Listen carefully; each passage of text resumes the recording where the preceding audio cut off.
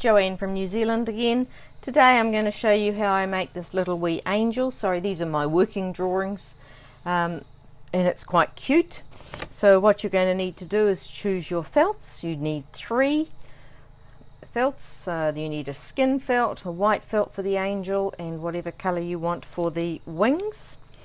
Then you need to trace your pattern pieces onto freezer paper, and here I have mine, and the arms and the skirt that are in white, I've kept them on the same freezer paper piece, and then on here I've got the skin hands, the skin face, and the wings that are going to be in gold. So I will go and iron those onto my felts and cut them out. Here are all the wee pieces cut out and the freezer paper removed. First pieces that I'm going to stitch together is I'm going to stitch the angel skirt onto the wings. The next thing to sew on are the wee hands. Now, to sew these hands on, you first need to pop the hands and then position the arms, because you can see that the hands just sit nicely at the end of those arms.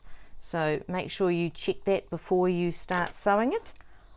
The wee hands are stitched on, and now I've positioned the arms very carefully. So I'm going to stitch, next thing you need to do is to stitch both those arms in place. Right, here's the arm stitched on, and she's really starting to take shape as a little angel. Next thing I'm going to do is I'm going to stitch the head on, which means I'm only going to be stitching just around here, but I need to get it in perspective so that I can then put on a couple of eyes and a wee mouth, and we'll see how we go from there as to what I decide to do with the angel for a crown or halo. Not sure yet, but that's the next thing we're going to do. Right, that's my head stitched on partially. What I need to now do is look through my bead tin and see what I've got for eyes. I think my little buttons that I've been using, doll's buttons, are too large. I also have these little beads that I've used for eyes. I think they're too big. I've got other ones in here that are,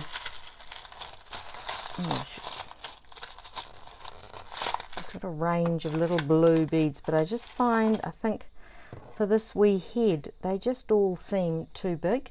So what I've got here is my little container of very tiny beads. So I'm going to select out 2 of these and stitch those on for eyes, and then I will hand stitch a little wee mouth on. Here's the wee angel so far, and I've put a little bit of hair on her. Now all I did for getting the hair pattern is I took the head piece and ironed it on a piece of brown felt and cut out 2 little curves to do the hair piece. I tried it as 2 separate ellipses, and no, not a good idea. The pieces are too small unless you're going to do the whole thing by hand, and I ended up having to stitch that down by hand. Got all the threads hanging there at the back, but that's okay. The last thing we need, well, almost the last thing we need to do, is you need to position this on your felt, the backing felt, and then take your ribbon if you're going to be making a hanging angel and slot that in behind there.